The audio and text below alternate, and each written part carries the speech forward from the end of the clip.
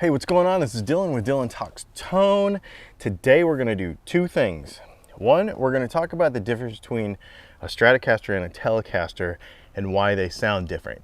Now, it sounds like a video that I just did, but actually we're going to talk about the physical construction of the guitar this time. Last time we talked about the difference between the pickups. And a lot of people, I think, in the comments were like, yeah, but there's other differences. We were talking specifically about the pickups last time. This time we're going to talk about the structure of the guitar. If you're new to this channel, we talk about guitar tone, guitar tech, we myth bust all this black magic that goes around guitars, all that kind of stuff. If that's something that you're into, hit the subscribe button and the little bell next to it to make sure you get notified when we make new videos, usually twice a week. And so we're going to do some fun stuff today. We're going to talk about that. We're going to talk about the difference between the Strat and the Tele, like the construction of the guitar itself. And then we're going to go over some comments from a couple of past videos and give a couple shout outs to some people that have been commenting a lot and asking some good questions, and do like a quick FAQ at the end, maybe 3 or 4 questions or something. So let's get right into this. So first of all, let's talk about the similarities between a Strat and a Tele. There's actually a lot more than you would think when you look at it. You got to remember that when Leo Fender built this thing, the Tele was like the perfect guitar to him, right? So he was doing it to build it down to a price. He was doing it to make it easy to build, easy to replace each part, kind of be modular and be able to be serviceable, if you will. And then he wanted something that would do a little more. So having a tremolo, having more pickups, having a different shape and that sort of thing, we morph into the Strat. But the thing is a lot of that stuff from the Tele moved to the Strat. Let's get into a couple of those differences. Well, or the similarities actually. First of all, the scale length is the same. So 25.5-inch scale length on both guitars. The pickup placement is actually the same. Now this is a weird one, and for some reason, I'd never actually checked this. I think I kind of knew it, but in preparation for this video, I actually checked it. The angle of the bridge pickup is the same from the Tele to the Strat.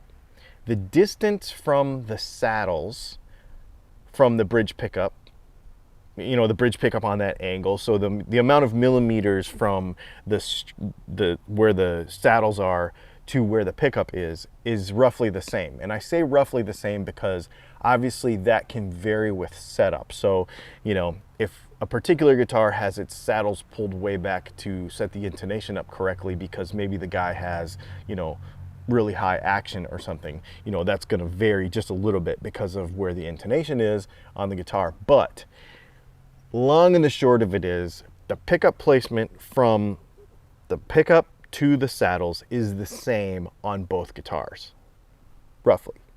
So there's no major difference there. So what we're talking about here is basically, and you could build it out of the same kind of woods, that sort of stuff. Now we could get into how the pickups are mounted, but you can mount a pickup on a Strat the same way you can mount it on a Tele. You can actually put it in the pick guard, so you could actually pretty much remove almost all of those variables. Now, for those of you that are jumping out of the internet saying, yeah, but it's the bridge around the pickup, we have a couple of videos about that. Okay, first of all, mathematically, eddy currents do happen when you have 2 flat surfaces and then you have the pickup in the middle, right? But because of some pretty intricate math that goes into that, the distance between the pickup and the plate, where it goes through the plate, is too great to make any appreciable difference. Okay, and we have a video about that, and we can link it up here, or maybe I'll put it in the pinned comment below, that talks about eddy currents and how it's pretty much a non-issue. Now, a lot of people want to say that because they see how it fits in there and they're like, oh, that must be the difference. But mathematically, it's just not the case. Okay, so and we will link that video. The other thing that people want to talk about, obviously, is the pickup sound, and that's what that other video we just did is. So really, what we're talking about here, when we talk about the difference between a Tele and a Strat, why they would sound different and how you could interchange them, has to really do with the bridge. Because there are some things when you put a tremolo on a guitar that completely change how the string interacts with the guitar. Okay, so here's what we're gonna do. First of all, we need to understand how an electric guitar works. Basically, the strings move over the pickups, they disturb the magnetic field, and when that magnetic field is disturbed, it induces a voltage in the pickup, and the pickup sends voltage to the amp, and the amp does amp things, and it makes sound, okay? So we're not moving air, we're moving a magnetic field, okay? And so when we pluck the string, we move the string in a certain way with our hand. And then that vibration moves back and forth across the string. It is called a transverse wave, okay? So it doesn't move up and down like this. It actually moves like if you were to snap a rope, you know, almost like those CrossFit people do. Like they snap that rope and that wave like moves through that rope. It's called a transverse wave. That's what happens when you pluck the string with a guitar. It's actually going back and forth and back and forth. It's like wiggling down and coming back and wiggling down and coming back along the string, okay? And where you fret the note obviously changes everything, but the motion of the string is a transverse wave. It like, when you pick the string, it like shoots it down the string and it comes back, okay? Now that imparts energy. So when we look at this drawing, and we see that transverse wave coming down the string and then returning back, what's happening is, because this guitar has a pivot point right here, this is actually pivoting and actually moving right here, this bridge back and forth with every send and return of that transverse wave. And that energy is being transmitted through these springs in the bottom that go back and forth. So to say this very simply, the tremolo wiggles on that pivot when you pluck the string and when the string is vibrating. This is something that is just not present on a telly. It just doesn't happen.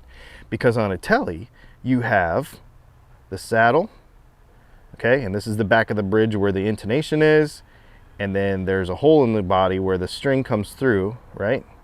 And it goes like that. So there's nowhere, it's really just transmitted straight to the body. Now on a Strat, it's transmitted to, that string actually comes down through that block, okay?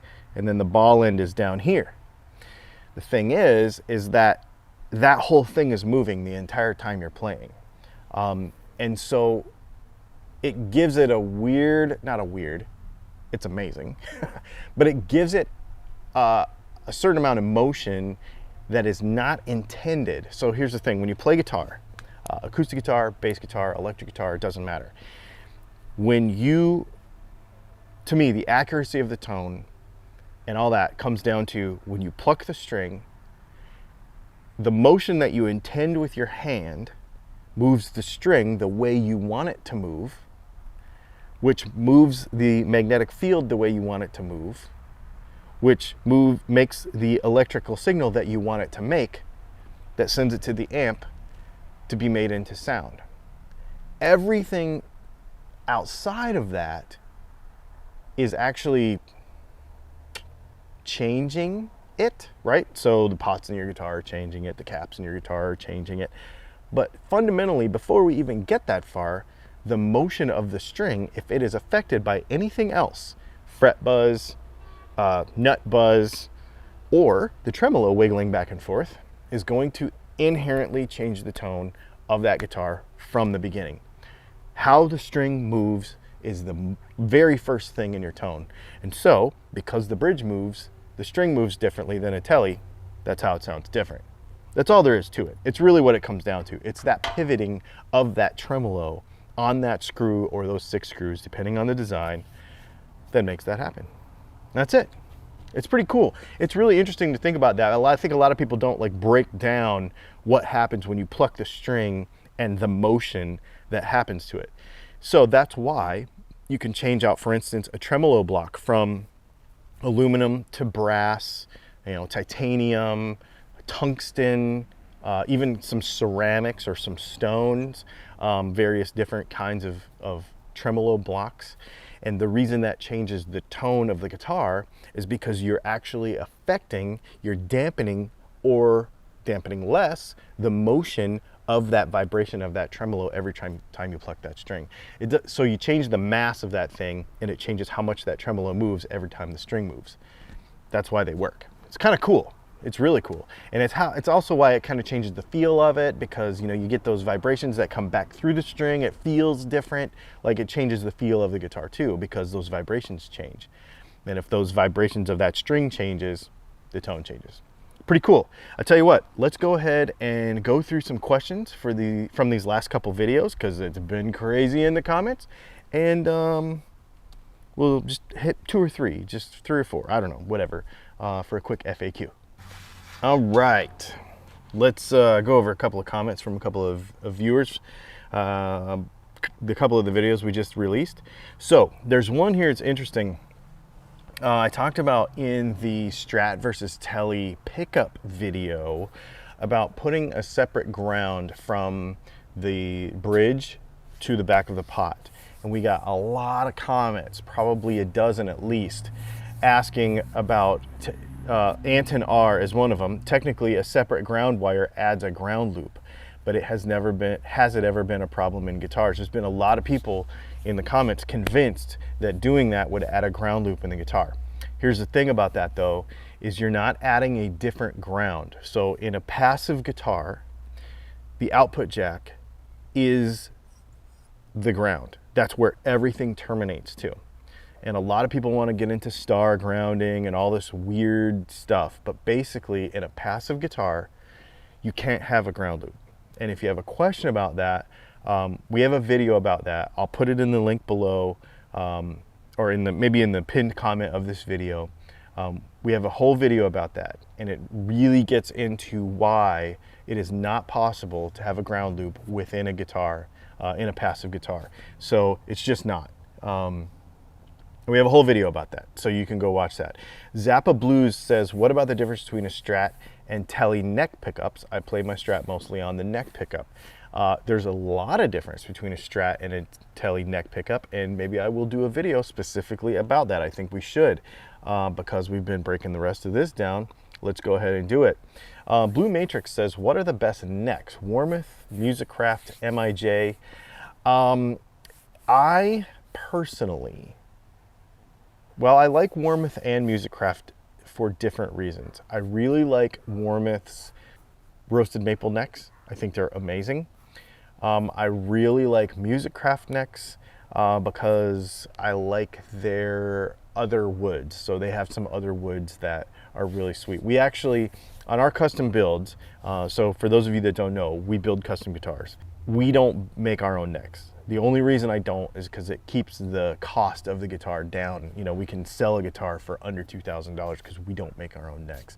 And I'm very open about that because I like the flexibility of being able to say, oh, you can have, you know, any fret size you want. You can have any neck profile you want. You can have anything you want because we have them made for us. And sometimes I'll use Warmoth, but not very often. 99% of the time I use Musicraft because I really, really like them and they do a great job for us. Scott has been great over the last few years. We've built a lot of necks with them. Really, really nice stuff.